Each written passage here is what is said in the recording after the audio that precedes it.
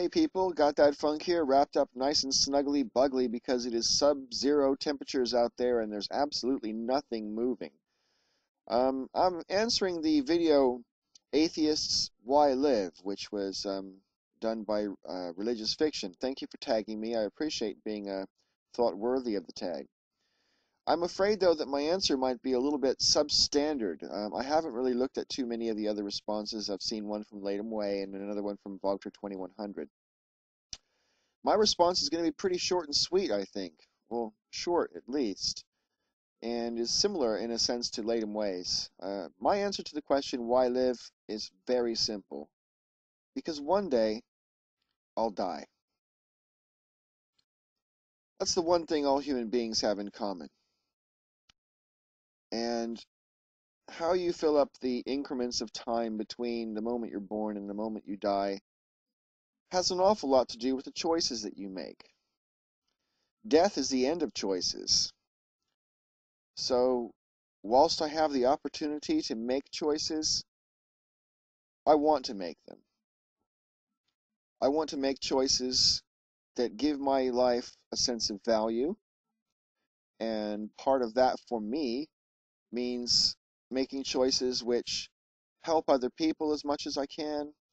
But if I'm honest, I'm also quite a self-centered being. I think I'm self-centered and self-absorbed, but I don't really consider myself selfish. I'm pretty generous with my time, with my money, and with my attention. But I am self-absorbed. I do think that I owe it to myself uh, to indulge my desires and seek to answer the questions that life presents me with. When it comes to indulging my desires, I make no apologies for being self-indulgent. One of my famous quotes is, "You gotta spoil yourself because it's too important a job to leave to anybody else." Anyway, as far as why live, I mean, the beauty of the question is that there is no such thing as a correct answer.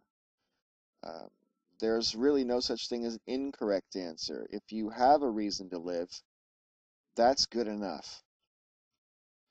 I used to, when I was a kid, I used to ask this question. I didn't think I had the stomach for it. I was acquainted with a couple of people who were severely handicapped when I was a kid, and I used to marvel at their life energy. They absolutely glowed with a love of life. And I remember I had a friend who was paralyzed when I was a kid, and I remember thinking, I don't know if I could do that. I don't know if I could be as happy all the time if I had to go around in a wheelchair. I would like to think so. I would like to think myself strong enough in character and strong enough in spirit to be able to take whatever life dished out. I don't know that I can, but I'm not going to be jumping off any cliffs to paralyze myself to find out.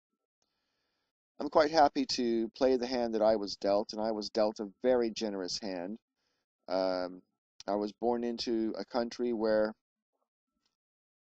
uh, the general needs of life are plentiful, and I'm lucky enough to still live in a country where that's the case, where freedoms are something that most people tend to take for granted.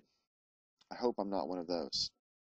I relish my freedom of speech, my freedom of movement, my freedom of thought and belief. These things are important to me, and they don't give me a reason to live, but they help me to live within reason.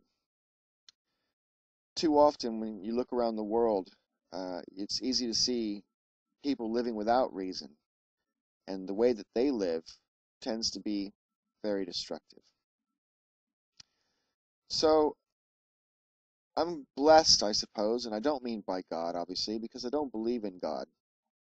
But I feel very, very fortunate in the sense that I have choices. Most of the decisions I make, I'm free to make them on my own terms. And that makes me a very fortunate individual. Why live? Because I want to. And that is a good enough reason. This has got that funk. Thank you for asking such an interesting question. It's not as simple as it sounds, and I would encourage anybody else who finds a question worth answering to answer it and attach it to Religious Fiction's video, which I will leave a link to, obviously, in the sidebar. Thanks again for tagging me, and may all your ups and downs be ups.